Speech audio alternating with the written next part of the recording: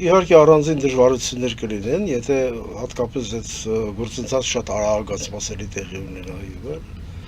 բայց ոչ Հայաստանը կփլուզվի, ոչ էլ ԵԱՏՄ-ը։ Համացան համար եկեք նշենք այն պատժամիջոցները, որ արևմուտքը կիրառեց Ռուսաստանի նկատմամբ ուկրաինական պատերազմից հետո, եւ վերեք մի քանի թվեր կամ փաստեր, օրինակ եթե Թուրքիայի հետ առևտրաշրջանառությունը 26 միլիարդ էր 22 թվականին, 25-ին դարավ 56 միլիարդ դոլարի։ Բնականon զարգացումը այդպիսի մեծ տեմպեր չէր բերի։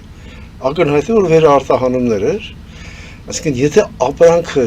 պահանջարկ ունի ռուսական շոկայում, այդ ապրանքը այնտեղ հայտնվում է։ Այլ երկրի անունից եւ այլ ինչպես օրինակ Ադրբեջանում հանկարծ սկսեցին աճել նարինջներ եւ այլն։ Այդ բոլորը դա է։ Իրենք գնում են, համարում են իրենցը, հետո արտահանում են Ռուսաստան եւ դրա դեմ ինչպես տեսնում ենք սանկցիաները, այդ պատժամիջոցները առանձնապես արդյունավետ չարվեցին։ Թուրքիան, որ ոչ ԵԱՏՄ-ի անդամ է, ոչ ԱՊՀ-ի անդամ է, ավելին ՆԱՏՕ-ի ամենաագրեսիվ անդամն է, երկիրն է, բայց Ռուսաստանը այդ մասին ոչինչ չի խոսում։ Այսինքն Ռուսաստանի նպատակը ոչ թե ԵԱՏՄ-ից Հայաստանին դուրս մղելն է, այլ ճիշտ հակառակը պահելն է։ Դրա համար դեռ մենք որևէ քայլ չենք արել, նույնիսկ դիմումը չի գնացել Եվրոմիության անդամակցության եւ այլն, որը շատ սխալ է, բայց իրենք անդադ ասում են՝ դուք որոշեք, թող լինի հանրաքվե, դա որ ազդեն հանրաքվեի արդյունքի վրա, այնպես ինչպես ընտրությունների վրա են փորձում ազդել, որպեսզի կանխեն Հայաստանի արագ անցումը Եվրոմիություն եւ ժամանակ չտան նախապատրաստվելու դրան։ Իրենք դա հասկանում են։ Բայց դա անշրջելի գործընթաց է, դա բոլորովին չի նշանակում, որ մենք ԵԱՏՄ-ի հետ չենք շարունակելու աշխատել։ Այստեղ մաքսային ռեժիմների հարցն է, օրինակ այսօր ինչ կպատահի, եթե մենք դուրս գանք ԵԱՏՄ-ից, մաքսային միությունից եւ անցնենք Եվրոպական միության մաքսային միություն։ Կավելանա հիմնականում մի բան, արտահանման մաքսատուրքերը, որ Ռուսաստան դնում է իր վառելիքաէներգետիկ ռեսուրսների վրա։ Ներկրման մաքսատուրքերը նախատեսված են ազատ առևտրի պայմանագրով, դա էլ հարց է։ Այսինքն նույնիսկ եթե նրանք լինեն, Հայաստան ավտոմեքենաներ չի առաքում Ռուսաստան, որ իր համար ցավոտ լինի եւ այլ արտադրությունը տուժի։ Ես այն ապրանքախումն եմ նշում, որտեղ հատկապես բարձր մաքսատուրքեր կային։ Իսկ ԵԱՏՄ-ի պայմաններով ներկրումները Ներկրումների վրա մաքսատուրք կլինի, ինչպես մեր արտահանումների վրա Ռուսաստան, սա ասում ենք ծայրահեղ դեպքը, եթե ազատ առևտրի համաձայնագրից դուրս եկանք, դա կլիներ ժամանակ եւ մենք անդամակցենք Եվրոմիությանը, Եվրոմիության մաքսային միությանը եւ այլն։ Մինչեւ այդ էլ պատրաստված կլինենք երևի։ Նախ մեկ, երկրորդ, ընդհանրապես մաքսատուրք կավերանա, այսինքն մեր ներկրումից Ռուսաստանը մերանցից կգանձի մաքսատուրք։ Դա հա որոշ չափով կազդի իհարկե եկամտաբերության վրա, շահութաբերության վրա, բայց այնպես չի, որ անհնարին կդարձնի արտահանումը։ Չի։ Այո, եւ մենք կկիրառենք մաքսատուրքեր, թեկուզ այդ նույն 10%-անոց մաքսատուրքերը ԵԱՏՄ-ից ներկրող ապրանքների վրա եւ շատ ավելի մեծ գումար կստանանք մեր բյուջե, քան կվճարենք ԵԱՏՄ-ի մնացած երկրների, որտեղ օրինակ Ռուսաստանից մեր ներկրումները ավելի շատ են, քան արտահանումը։ Տեսեք, ոմանք անգամ ասում են շնորհակալություն է պետք ասել այդ սահմանափակումների համար, որովհետև ոնց որ թե վիճպետ վիճակագրական կոմիտե առաջ վիճպետկում էր, հիմա վիճկում է, վիճակագրական տվյալներով Հայաստանի արտահանումը Եվրամիություն գրեթե կրկնապատկվել է եւ ամենամեծ ուղղություններն են Բուլղարիան, Բելգիան, Գերմանիան, 37 միլիոն դոլարի Գերմանիան է։ Այսինքն ես չեմ ասում շնորհակալություն ասել, բայց այսպես կատակով ասում են, եթե այդ սահմանափակումները չլիներ, այսպես չէր աշխուժանա, մեզ չէին փորձի օգնել, շուկաները չէին բացի, իսկ եթե շուկան գոնե կարճատև ժամանակահատվածով բացում է, սպառողը այդ երկրների սովորում է այս մթերքին, եւ եթե մենք իսկապես լավ որակի մթերք ենք սպասարկում, դե Ծիրան ենք սպասարկում, Ծիրանի մասին էր խոսքը գնում, Լոլիկի մասին էր խոսքը գնում, նոր մեքենաներ, կոնտեյներներ են ներկրվում Հայաստան, այսինքն ոնց որ շուկա սկսեց շարժվել, այսինքն այդ ԵԱՏՄ-ի եւ Ռուսաստանի սահմանափակումները կարծես թե հոգուտ Հայաստանի եղան, հակառակ ազդեցությունները։ Ես համաձայն եմ այդ մտքի հետ, որովհետև դա այո արագացրեց այն դիվերսիֆիկացիան մեր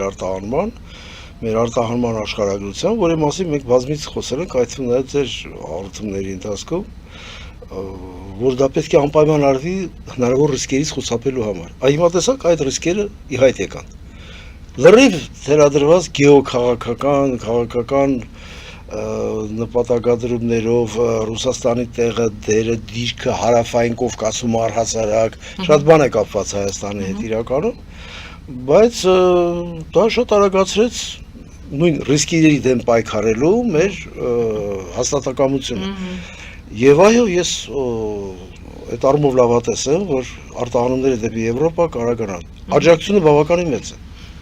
Այսինքն արդեն турքերը նվազեցրել են, գրեթե զրոյացրել են, գումար են տալիս փոխհատուցելու համար վնասները, սա շատ մեծ օգնություն է, դրանից պետք է անպայման օգտվել եւ շատ արագ այս ընթացքում, որտեղ ցանկացած երկրի օգնություն անվերջ չի լինում։ Հիմա փորձում եմ մեզ դիվերսիֆիկացնել ուղղորդել դեպի Եվրոմիության շուկա, այն ինչ որ մեզ շատ պետք է։ Բայց մենք պետք է շատ արագ համապատասխանեցնենք մեր արտադրանքները ստանդարտներին Եվրոմիության, բոլոր ընթացակարգերին։ Իհարկե արտահանման հնարավորությունը տալիս է դա ավելի արագ սովորելու միջոց է դառնում։ Եվ ես համաձայն եմ այդ մտքի հետ այդ առումով, որ պետք է դա էլ ավելի արագացվի։ Այո,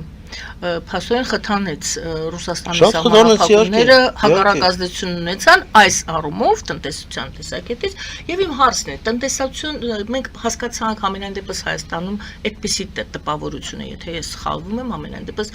արտահայտում եմ այն, ինչի մասին խոսում է հասարակությունը, որ այս տնտեսական միջոցները, այս սանկցիաները, սահմանափակումները քաղաքական բնույթ են կրում։ Դե հայտարարությունների մեջ դա երևում էր։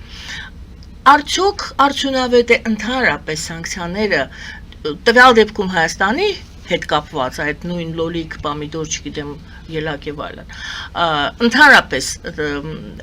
ավելի արդյունավետ են եւ հետ են բերում Հայաստանին դեպի ԵԱՏՄ, թե հակառակը եւ դեպի Ռուսաստան,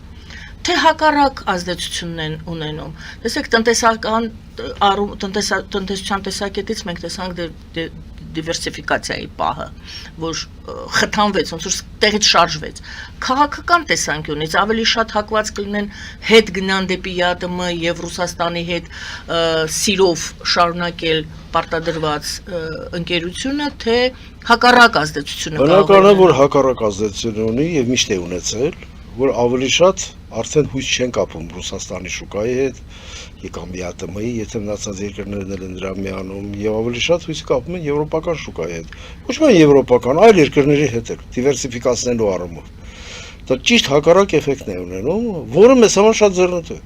Նորից ասեմ։ Իրենք չեն ասում, որ մենք սանկցիաներ ենք կիրառում Հայաստանի նկատմամբ։ Իրենք ասում են, գիտեք, շատ բացիլներ ենք հայտնաբերել։ Չէ, երեք էլ կարծեմ 2 օր առաջ, 3 չառաջ օրը կներեք, որ ձեզ ընդհատեցի, նոր ձևակերպում էր։ Ասեցին դուք այդ կանաչեղենը այսպես մի փաթեթով եք լցնում, մեզ համար շատ դժվար է լինում, այսինքն սկսեցին փաթեթավորմանը հիմա էլ պատրաստ են բերել ցանկացած փաստարկներ, բայց խուսափելու համար, որ սա հատուկ արված սանկցիաներ են ձեր նկատմամբ։ Դա պարզ երևում է։ Բայց բոլորը դա պարզ հասկանում են, ինչի մասն է խոսքը։ Կարող է այդպիսի բան լինի, որ նույն բացիլը բոլոր ամբողջ սննդի արտադրանքի վրա լինի։ Այդպիսի բան չի լինում, հասկանում եք։ Կամ հայկական կոնյակի վրա լինի, այլ։ Ծիծաղելի ուղարկի եւ բոլորը դա հասկանում են։ Եվ հասկանում են, որ այսքան ասում ենք պետք է դիվերսիֆիկացնել արտահանումները, այո, ժամանակը եկել է, փառք Աստծո, որ մեզ աջակցում օգնում են այդ հարցում։ Սա ինչ վերաբերում է Հայաստան-Ռուսաստան, պարզապես ԵԱՏՄ-ի շրջանակներում մեկ նորություն էլ կա, որի մասին երեք ես տեղեկացա, պարզվում է մի քանի օրվա պատմություն է սա։ Ղազախստանը արգելել է ներմուծումը հացահատիկի, իսկ հացահատիկը Ղազախստանը ներմուծում էր Ռուսաստանից մեծապես։ եւ ասեց ԵԱՏՄ-ի շրջանակներում ներմուծումը հացահատիկի դադարեցնում ենք ներքին արտադրողին աջակցելու նպատակով։ Արդյոք սա եւս մեկ աղյուս չէ ԵԱՏՄ-ի այսպես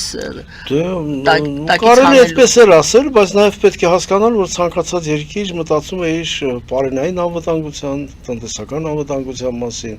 որովհետեւ այս տիպի կախվածությունները թույլատնի։ Այդտեղ այս տիպի սանկցիաները բավականին ազդում են Ղազախստանի այդ որոշման վրա։ Եվ ոչ միայն, մնացած երկրներն էլ կարող է ասել։ Եթե Հայաստանի նկատմամբ էսպես են անում, որ առանձնապես շատ մեծ առևտրաշրջանառություն չկա, բա որ Ղազախստանի նկատմամբ արել, իսկ այդ դեպքում ինչ ենք մենք ծորեն Ռուսաստանից գնում։ Մենք ինքներս կարող ենք ծորեն աճեցնել, եւ դա այդպես էլ կա իհարկե։ Եվ դա շատ ճիշտ որոշում է։ Վաղը մեզ ձեռնտու եղավ, մենք Ղազախստանից ծորեն կգնենք։ Ինչ է եղել։ Պետք տնտեսական շահը միշտ երակայում է։ Այդ քաղաքական արհեստական խոչընդոտները եւ այլն դրանք արդյունավետ չեն։ Ապրանքը միշտ հայտնվում է այնտեղ, որտեղ դրա պահանջարկը շատ կա։ Կանցնի այս ընթացքը, ես վստահեցնում եմ ձեզ, հիշենք այսօրը, երբ որ արդեն Եվրամիության անդամակցի Հայաստանը եւ այլն, մեզ խնդրելու են այդ պայմանները, որ մեր հայկական կոնյակը ընդեղ էլ արտահանենք, հայկական ծիրանը Ռուսաստան էլ արտահանենք։ Այսինքն մեզանից առաջ մեր մթերքն է դառնում անդամ Եվրամիության անդամ։ Գնում է Եվրամիություն ավելի շուտ, քան գնում ավելի շուտ, հետո խնդրելու են նույն Ռուսաստանից են խնդրելու որ դա անենք։ Հուսով եմ, որ Եվրամիության անդամակցությունը կդրվի որպես համար 1 գերակայություն։ Եվ այդ ուղղությամբ շատ արագ պետք է աշխատել։ Ես չեմ հավատում այն բաներին, որ գիտեք, դա կարող է լինել սրանից 10 տարի հետո 20 տարվա ընթացքում կամ 20 տարվա ընթացքում եւ այլն ծույլ չաշխատող նախաձեռնություն չունեցող մարդկանց հոգեբանությունը։ Ինչ է պահանջում Եվրամիության անդամակցությունը, ստանդարտները մոտեցնել, օրենսդրությունը սինխրոնացնել, չէ՞։ Այսինքն մի մեծ փաթեթ օրենքներ, կառավարության որոշումներ, նորմատիվ իրավական ակտերը պետք է ընդունել։ Եվրամիությունն էլ պատրաստ է այդ փաթեթները ստեղծելու, կազմելու, խորհրդատվություն տալու առումով։ Եկեք հիշենք, ինչպես եղավ օրինակ մեծ Բալտիկայում Եվրամիության անդամակցությունը։ Իրենց էքսպերտները եկան, սկսեցին իրենց օրենսդրությունը իրեն գրել։ Տեղացիները մասնակցում էին, խոսում էին, ասում էին, այ մեր ազգային առանձնահատկությունն սա է, կամ այս պերիոդը, այս միջոցառումը իրականացնելու համար եկեք այս տիպի անցումային մի հատ շրջան նախատեսենք։ Վերջ։ Շատ արագացավ։ Համանման մի բան ես պատկերացնում եմ նաև Հայաստանի համար։ Եվրամիությունը միակն է, որ ոչ թե ասում եմ իմ տակ պիտի լինես, իմ ազդեցության տակ, ոնց որ ասում են կամ Թուրքի տակ պիտի լինենք, կամ Ռուսի տակ ծաղել է, այլ համագործակցության պայմանագրեր են դրանք։ Մենք կապված ենք Եվրոպայի հետ պատմական մեծ կապերով։ Այդ որ ասում են 300 տարի Ռուսաստանի հետ եկել, ինչի մասն է խոսքը, ինչ 300 տարի։ Պաշտոնապես Հայաստանը եղել է այս արևելյան Հայաստանը, Ռուսաստանի կազմում 90 տարի։ 1828 թվականից մինչև 1918 թվականը։ Հետո եղել է ֆեդերացիայի անդամ, այսպես ասենք, ֆորմալ երկիր առանձին, որ եղել է խորհրդային միության անդամ, չի եղել Ռուսաստանի կազմում։ Պետք է դա շատ հստակ մեր բնակչությունը, մեր ժողովուրդը, մեր քաղաքացիները իմանան։ Իսկ Եվրոպայի հետ մենք ապրել ենք մոտավորապես 25 դար։ Այդ որ ասում են գնանք, Եվրոպան կգնա, մենք պետք է անդամակցենք, բա հետո ինչ կլինի։ Եվրոպան չի եկել որպեսզի գնա, Եվրոպան միշտ տեղ է։ Մենք 5 քրիստոնեական քաղաքակրթություն ենք, մենք Եվրոպայի մաս ենք։ Ուղղակի խորհրդային միության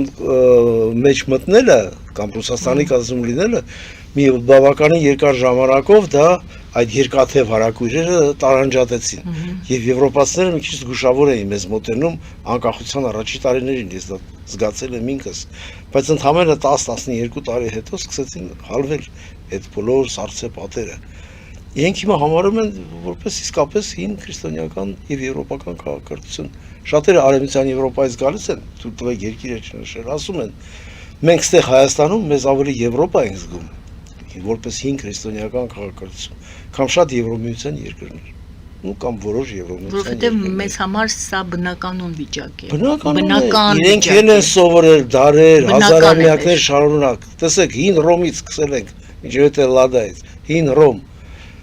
Բյուզանդիա, դարեր,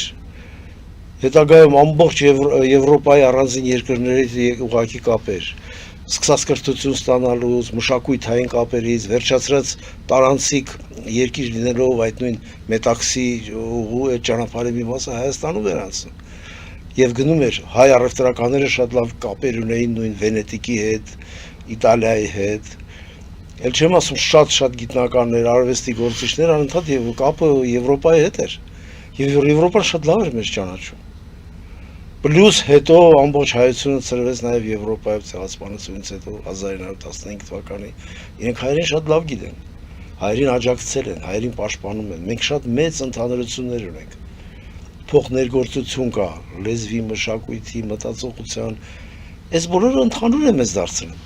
Մենք ուղղակի հստակեցնում ենք մեր կարգավիճակը։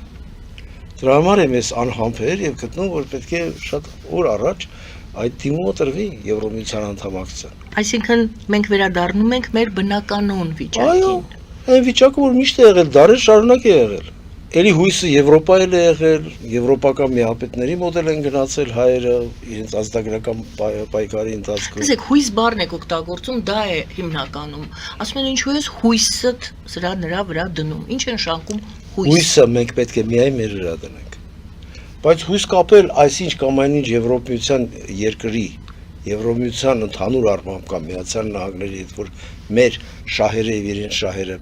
համընկնում են, եւ ոչ միայն հույս կապել, այլև աշխատել է տողությամբ։ Դա պարտադիր պայման է։ Իսկ ինչ որ ասում ենք, թե մեր հույս էին կապում, իրենք չարդարացրեցին, մենք չարդարացրեցինք մեզ։ Մենք պետք է մեզ մեղադրենք։ Եվրոպան զինել էր, իդեմս Միացյալ Թագավորության Անգլիայի Հայաստանին մինչև ատամները 1920 թվականին Սևրի պայմանագրից հետո էր եւ այլն։ Բայց հարցը հանձնվեց առանց մի կրակոցի։ Այսինքն մեր մեջ պետք է փնտրենք այդ դավաճանության պատճառը։